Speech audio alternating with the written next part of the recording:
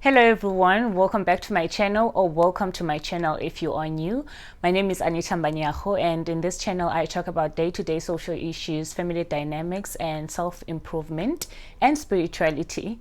So today I wanted to speak about something that I learned or I'm learning as I grow up. So I'm 26. I do not have friends and I have social anxiety. However, I do have people that I call friends, and those are my brothers and sisters in Christ. Our relationship is very different, very advanced, and yeah, it's just too different from what you would call a friendship. It's deeper than that. So, just your typical friend, the friendship that you would speak about or describe, I do not have.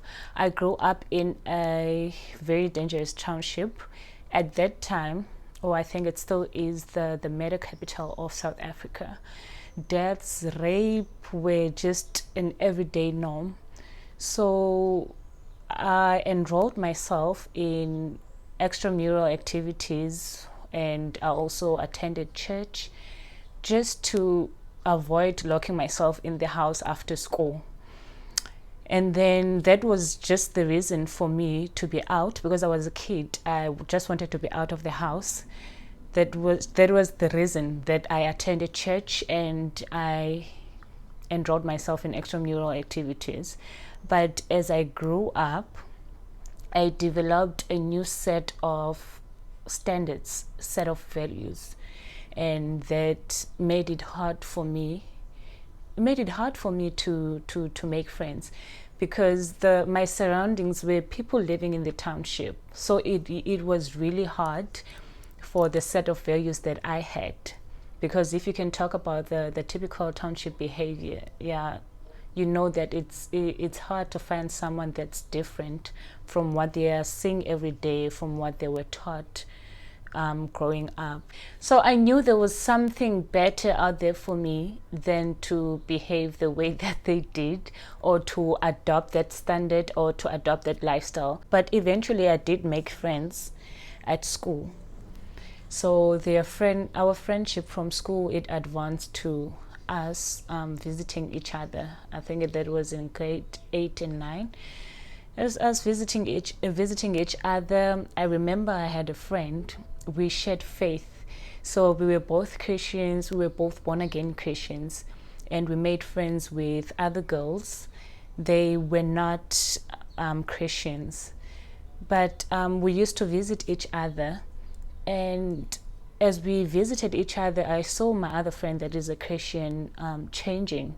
Her behavior changed. She started experimenting things that we promised ourselves and we promised each other would never do, like dating, drinking alcohol, and all that stuff.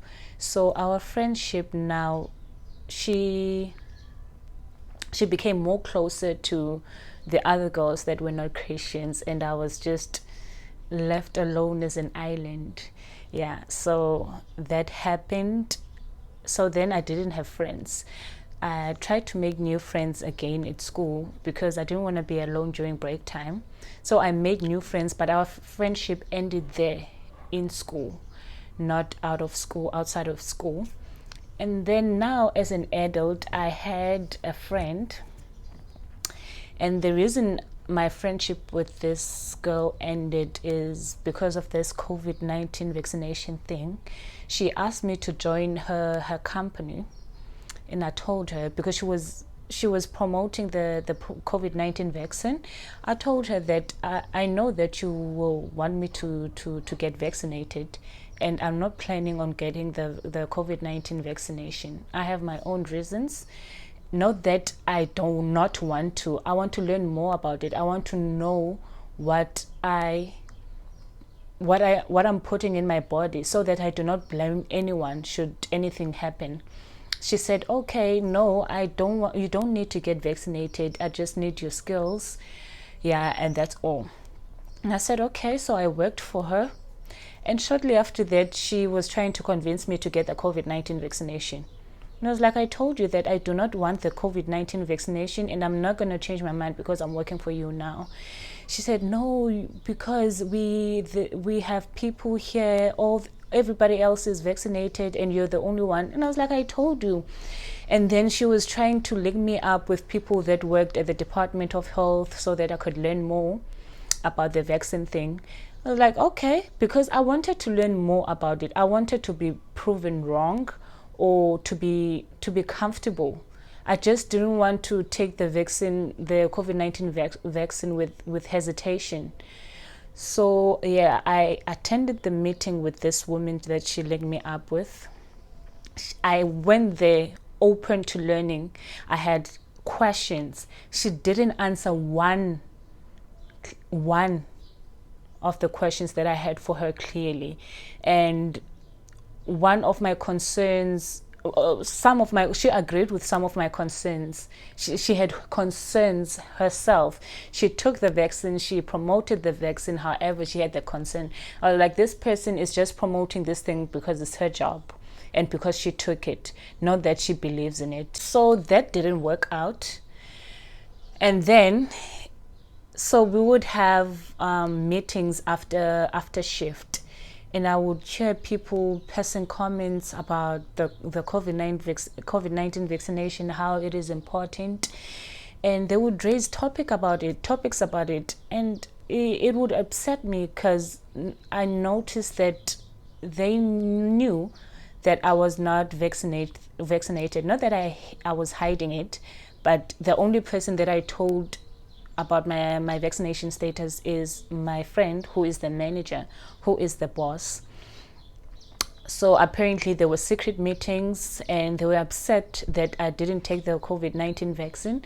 So in our last meeting before I left, one just lashed out and told me that we live with elderly people. You need to get vaccinated. We're not going to fall sick because you are uneducated about the COVID-19 vaccination. She just made me feel dumb. She made me feel illiterate, uneducated, and all this stuff. And I was like, you know what?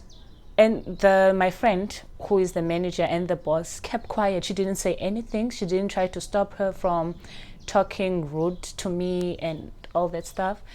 I was like, okay, this is my last meeting. I didn't say anything because I was not going to compromise and get the COVID-19 vaccine because I wanted to please them, or I wanted to keep the job because this is my body and this is my life at the end of the day. I don't care what anybody else says. So my friendship with her ended there. And I was also upset that there were meetings because as far as I knew, there was no supervisor. She was the boss, she was the manager, and she handled everything. So the fact that they knew about something that I only told her it was upsetting to me. I couldn't trust her.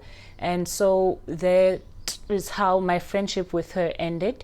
Another thing that made it difficult for me to make friends is my desperation to escape the township life, and to make sure that I do not raise my children in the same environment that I grew up in, because it is not safe.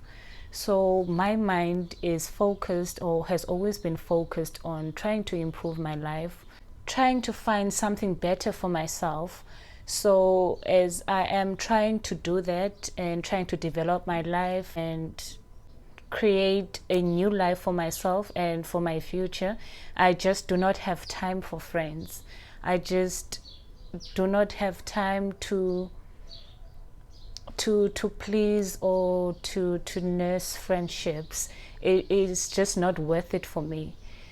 I think there is gonna come a time where I will have time for it. It's just that now all I'm focused on is just trying to improve myself. And also I mentioned in my previous video about the abusive relationship that I was in. That relationship took a lot of my time, I'm still young, but it took a lot of my teenage years.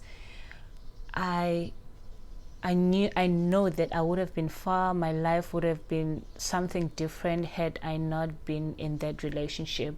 So also trying to recover from those traumas is, for me, friendships are just not worth it for now.